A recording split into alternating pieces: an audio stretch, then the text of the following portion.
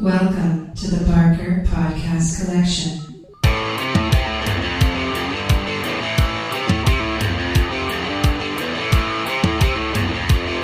I suck, you suck, I suck at Call of Duty.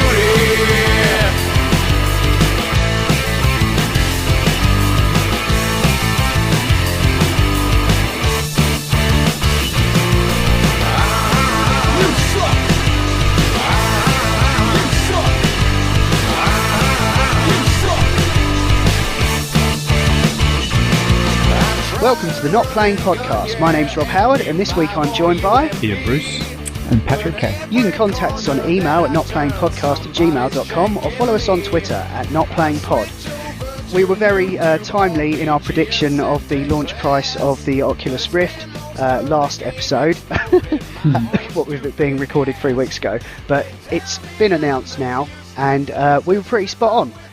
500 quid, 530 with shipping, but yeah, there's been a bit of a fuss about it, but it was, you know, if it was any more than that, I would have been out, but I'm kind of happy with it, and I've pre-ordered. So, did we all pre-order? No. I have. I can't justify that expense at the moment, trying to save money and stuff. Fair enough. Plus, we'll have loads at work, so what's the, you know? Yeah, that probably takes the edge off a bit. It's a bit like me buying guitars. It doesn't really happen much anymore. So, Yeah. But yeah, I'm totally fine with that. I think it's a bit more than I was hoping for, but you know, it's bleeding edge, and I think there's been lots of talk from Palmer Luckey saying that, you know, they wanted to deliver a quality product, and so yeah, we're just going to have to pay a bit more for it, I guess. I think the important thing to take away about the whole cost issue is the hardware that you're buying is essentially hardware at cost and shipping. Yeah. And if you think about that, it's actually ridiculous, because if you think about the kind of profits that's added on something like a television, the actual hardware cost that you're paying is way below what you actually pay in the shops or what you pay online. But with this, you're actually just paying for the hardware. So you imagine what this thing would actually be asking for if that was not the case. If VR had a much more gradual increase and you had slowly got to this point, and they were asking, this was like the premium headset, not the only headset, but the premium headset, you would have a bigger price tag on it, because the market would already be there. They wouldn't, you know, it would be a very different thing. So it's actually staggering to think about sticking that amount of hardware on your face. It's quite a cool thing, and it reminds me of the time when I first got the DK1 and I felt like I'd stolen something from NASA or something. It's really that thing again, isn't it? It's like, it is a lot of money. Like, that is a lot of money. I'm gonna have to sell a guitar to get him to pay for mine. But you are putting a very expensive, very high-end piece of hardware on your face. And first, before anybody else. And first, yeah. Probably. If you get it before the Vive starts shipping. Yeah, I mean, on the subject of the Vive, I think when we find out how much that costs, we'll kind of get a better understanding of how much Facebook are subsidising the Rift. Any guesses for the Vive prices? I think it'll be more. I think it will be between 700 and 750. An educated guess. Nope. That's based on the Rift being 500 without the controllers. Mm-hmm. Right. And they are really selling that as a complete thing, aren't they? Yeah, and the Vive it's working at the moment, so the Vive is everything. Yeah, I think the Lighthouse units are fairly cheap to produce, but the controllers have got quite a lot of kind of custom bits in them, which makes that a different case entirely. Do you think they're that much per unit though? The controllers on top of like what is probably quite equivalent hardware in terms of the HMD. in terms of like the bulk cost, they're probably the same panels or similar panels. I would have thought. No, I don't know. That's where a lot of the money's going. Having tried the Pre, I'm not. The controllers feel like a product now, so I think I would be happy if I had that money, paying extra for the fact that they feel like a living, breathing product instead of the slightly more plasticky ones that the dev kit felt like. These controllers feel like a PlayStation product. They're not a PlayStation product, but they feel like they're mass market, good, comfortable, ergonomic, and that they would last for a while. So, but I've tried the touch controllers as well, and they feel the same. So, I don't know. I think everything's coming together for products that people will go, "Oh, that's nice," instead of rattling stuff around and saying, "Yeah, it's not finished, is it?" We'll see.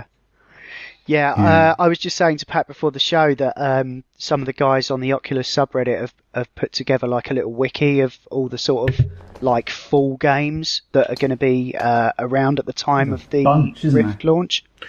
Did you go for the Valkyrie beta, Pat? No. I think I applied for it. I don't think I got it. No. That was for DK2 owners, which was quite nice of them.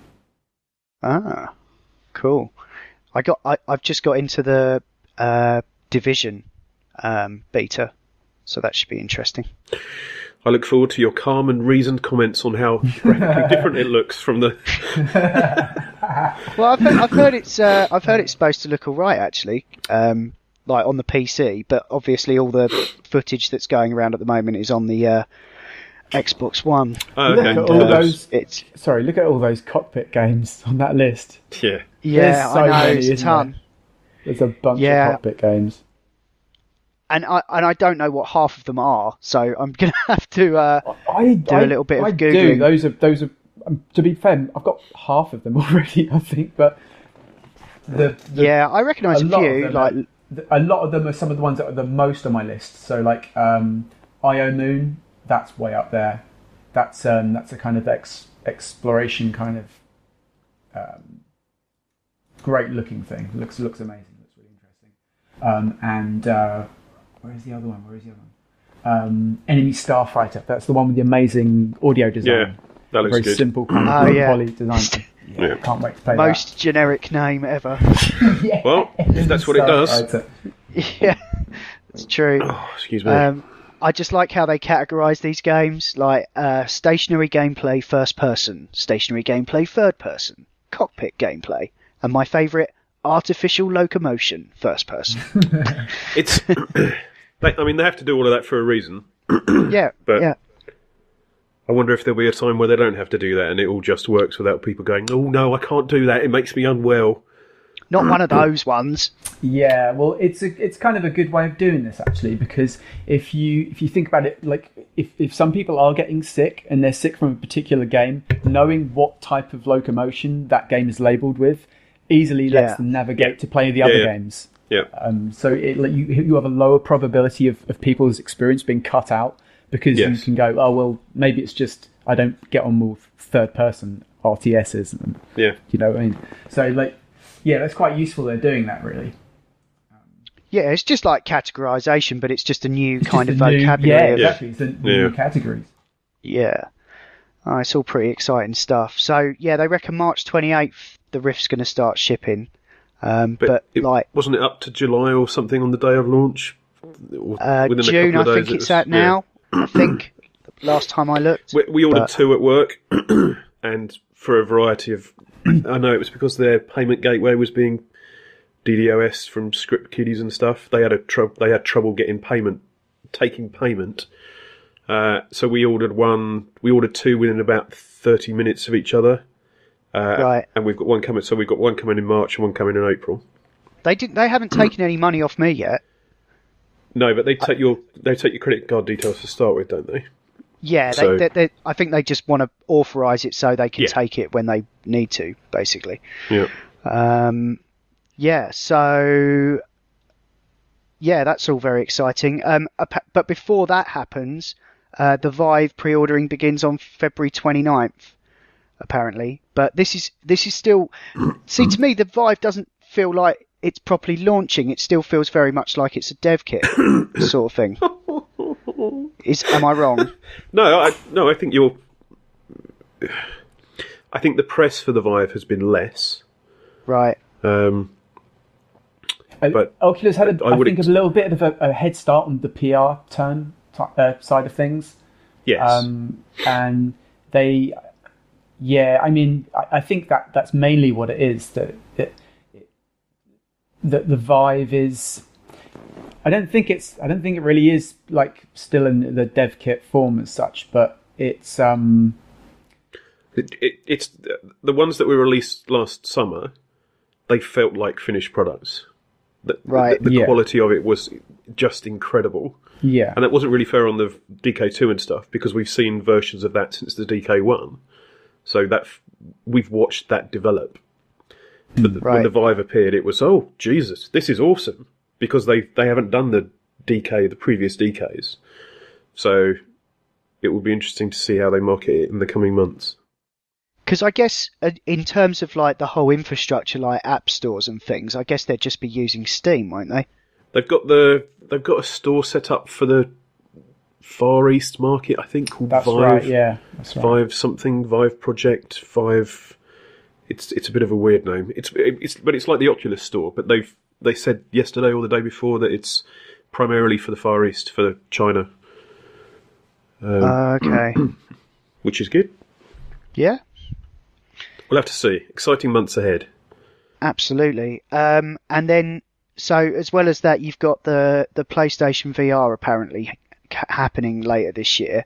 And there was an article on Forbes with some chap saying how he expects it to be a lot more successful. Because of the install base that you have and the smaller barrier to entry. I mean, it's kind of common sense stuff in a way. I don't know whether everyone it's like mobile, really, isn't it? It's the numbers. You go to the install base with the larger numbers, and if you can saturate that market like properly, then that's obviously going to get a larger response. Yeah, because go on. Cost might be a factor though. If it's going to be 600, 500, 600 quid for it, plus the cost of the PS4. Yeah, if they just do it the other way round, where it's like, here's a 1,200 quid headset. Yeah. Because you've only got a 300 quid PS4. I don't know, it's the only one I haven't tried, and I'm keen to see it. People have been raving about the games and stuff, so... Sounds like they're getting it to people now, though. Yeah, if anybody may be looking at it next Friday and can share any information, that would be much appreciated. Or 2 Fridays ago, or last Friday, depending on when this came out. Yeah. They were saying Nvidia apparently estimate that there are 13 million PCs that are capable out there that are capable of running optimized VR, as opposed to 36 million PS4s out in the wild now that have sold through. So potentially you got quite a big absolutely. Like you think audience. about that many people having the hardware to run VR, and all they have to do is buy a Sony product they plug into their PlayStation. Like, of course it will. It won't matter if it is a fucking grand. They'll still sell. They'll still sell a load of them. But I think it's obviously going to be the same sort of thing price wise. That Sony, consoles selling at cost has always been the way it's worked. It's the same paradigm, isn't it? Exactly the same. It's definitely cool. There's going to be more people playing PlayStation VR than Oculus if they launch at a similar time. But it's people have talked about kind of fragmentation and like things poisoning the world, things like lower end mobile stuff like cardboard and and there's I think there's. I kind of understand where it is. Like when you're trying to, when you've got one chance to kind of show people VR, you obviously want to show them like the best example of it. So you don't want people to to see like the Google Cardboard experience and walk away from that thinking that that's all VR is. Yeah, that's it. But I'm pretty confident that the way I'm pretty confident that like the Sony one is going to feel like a decent VR experience. Like I think it's I've played enough kind of like low poly stuff and kind of cartoony stuff and like just simple experiences to know it just doesn't matter really. Like that kind of hardware limitation, it doesn't really matter. It will matter if people think they can, play, Elite Dangerous and have it look like the PC version and play that in VR. Like that will disappoint people because that will be technically impossible. But there will be kind of similar experiences, and I think it's going to be. I think it's going to be like a very useful part of like VR's kind of saturation into mainstream entertainment. Yeah, well, I mean, some of the best experiences I've had in VR have been on the Gear VR, and that's powered by a phone. Yep. It's because they focus on like real short experiences, and to be fair, the Gear VR is all kind of public release stuff, so it's very polished and. Well, that's it. I mean, there will be a certain level of polish on all the PSVR stuff. It's all going to be of a releasable quality. But that will also be there on the other things as well. It's just that the level of polish will be much higher on the PC on the PC platform. By all accounts, is it the highest on PSVR? It looks and it feels incredible. It doesn't look like Minecraft, but it's not video quality, but it plays very well.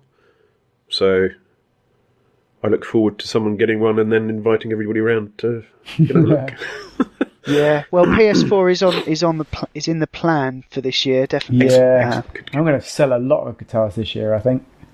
Can I just scroll back a bit on the show notes, Rob? You've put for the HTC Vive still looks very much like a dev kit to me. Yeah, I mentioned that. I just said that like it felt to me just because of how sort of I don't know with the Oculus I because there was so many versions of it, or there was 2 dev kits before the final version. Yeah. I just sort of kind of get the feeling that the Vive is doing that as well, but from what you're saying, they're going straight in with a full retail release. It's difficult because they're all black boxes, and Oculus is this kind of sleekest looking black box because it's the one that's had the most amount of development time. It's got like the largest engineering team. It's got the largest amount of people focusing on tiny fragments of the complete hardware. So I think it's. I don't think the Vive's going to look as kind of sleek and kind of that kind of material. We've already descended into the Vive versus Rift side. Yeah, well, no, because I'm definitely not of that mindset. I definitely see the benefits of both of them, but in terms of looks, and I'm just thinking maybe this is why Rob has that kind of perception of it being like a dev kit, is that it does look like a big giant more like thing those plastic boxes, not very refined, okay. Not as refined as the Rift. You urgently need to see one then and feel one. Yeah, well, I saw the latest version with the camera on the front and stuff. I think that's a really neat little idea there that sort of kind of gives you that ability to sort of instantly see what's around you when you need to and stuff. Both the headsets are really small now as well. They're really dinky on your face. Like, yeah, the Vive just looks a little bit more cyberpunk, I think. But in my book, that makes it cooler. So sell those guitars, mate. Yeah, because at the end of the day, I can only afford one or the other at the moment, and most people are going to be in that situation. I don't think you. The only real thing that you miss out on is software, isn't it? And there's not most of the most popular stuff is on both. So unless you really think, right, I want to do loads of room scale VR, then Oculus is probably quite a safe bet. If you think, I want to play loads of sit down cockpit based games, there's a lot of them coming out for the Rift. If you're thinking like I want to do kind of really weird like movement stuff, if I want to do like dancing games, if I want to have that kind of casual entertainment experience, if I want to do like if I want to have a bunch of experiences based around kind of like tool use and manipulation, and have like absolutely no occlusion at the time, I can turn all the way around, then like you're going to want to go with the Vive. It's more a case of what I actually have room for. Yeah. Both will work. Both will work in a smaller room. Yeah. That's the thing. And most of those games which are being released on both will be, sitting down games. Maybe I'll get this version of the Rift, and then I'll get the next version of the Vive. Maybe I'll do it that way. It'd be interesting to see where the costs go with those, if they go down or up. Yeah. I mean, if it's coming out for 750 straight away, it's like, no, I'm going to get the Rift because that's the one I can afford right now. Yeah, but if you want to get the touch controllers and have the benefit of that input device or input devices, it may set you back another 200 to get those. But that's later. Yeah, so I'm spreading the costs a bit, and stuff will come out that works with the controller. And as a first time VRist, I will be probably blown away enough by just having the headset. And I'm very excited for you, mate. I wish I could go back and do it all again. No, I mean I've tried it, but having it and being able to sort of experience it at your own leisure is quite another thing. It's a very different thing, mate. It's why, whenever I try and show VR to people, one, I try and show things specifically that I think they'll like, and two, I try and show them as much different things as possible, because it's like you're not trying to show someone, do you want to know what the latest Xbox games look like or the latest PlayStation games? You're trying to show someone a platform, so you have to show like a bunch of different things, and only you really know what those different things that interest you the most are. And so it's not until you'll have a couple of evenings that you'll be like, holy fuck, I get what VR is now. Now I understand what it is, because you will have found the things that appeal to you the most. You will have found the reason for VR being like a valuable thing to you. And it's absolutely game changing. Cool. Talking of potential game changers, I just wanted to quickly mention this Razer Core thing that they were showing at E3. I just wondered what your guys' take on this was. Basically, they're launching this new Ultrabook, which is like a MacBook Air form factor sort of thing. And the idea is that there's a big giant box that you can plug it into, and that you can put any graphics card you like in there, and it will basically slave all of the GPU work into a box that's just for that. So the idea is that it's pretty modular, so if you needed a new graphics card, you wouldn't have to upgrade your laptop. You just upgrade the box. Would it work without if I wanted to use it for work, could I use the laptop for work and then plug it into my Uber graphics thing in the evening, or do I have to carry both of them around? No, that's the idea. The idea is that you've got a portable form factor that you can use as a normal laptop. Okay. And also, it's sort of like because right now at the moment you've kind of end up. Well, I think most PC gamers end up in that cycle where you've got your graphics card and the rest of it, and there's when you go to upgrade one or the other, you need to make sure you've got the right motherboard that the chip will go into and all this. So all of that bollocks is basically like what's in the laptop, and the graphics card is separated from that. Yeah. So I just thought that's quite an interesting way of going about it. Yeah, thanks for showing me this, Rob, because now I'm going to have to sell another fucking guitar. That's your commission sorted. That's covered your Vive price.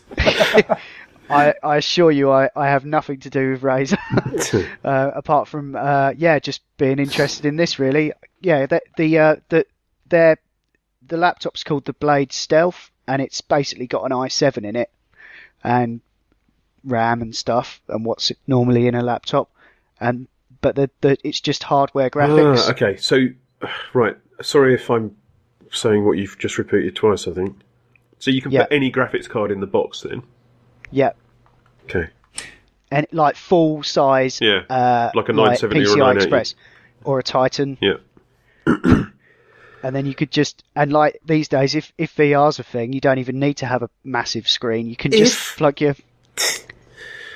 Well, no, I mean, like if that's the way it's going, I mean, it's like you don't even have to, like it's all there, isn't it? But yeah, does it have enough for the other bits? Oh, it does, yeah. Jesus. Okay.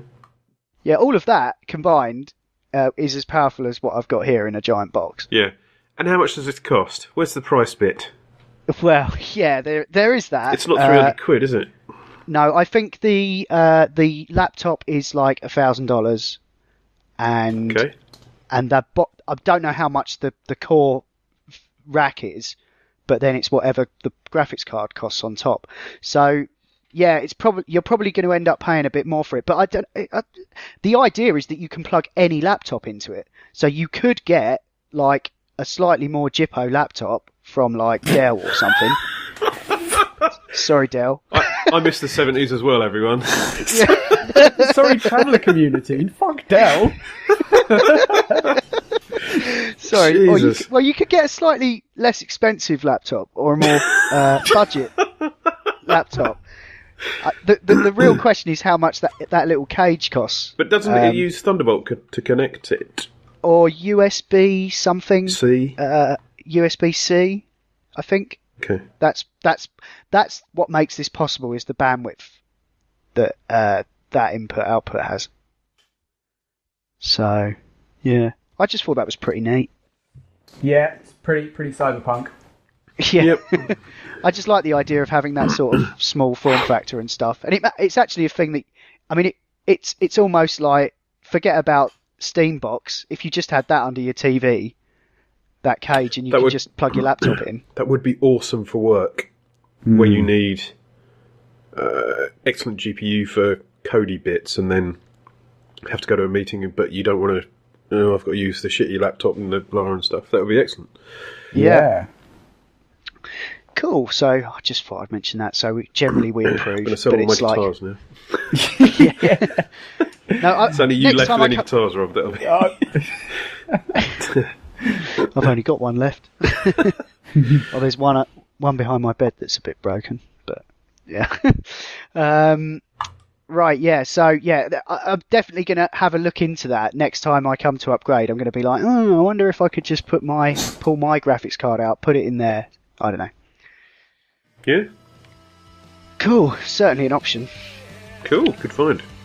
This has been the Not Playing Podcast in partnership with notlistening.co.uk, where you can also hear myself and Ian talk about movies and TV on the Not Watching Podcast, and Adam, Ash and Will talk about all manner of funny things on the Not Listening Podcast.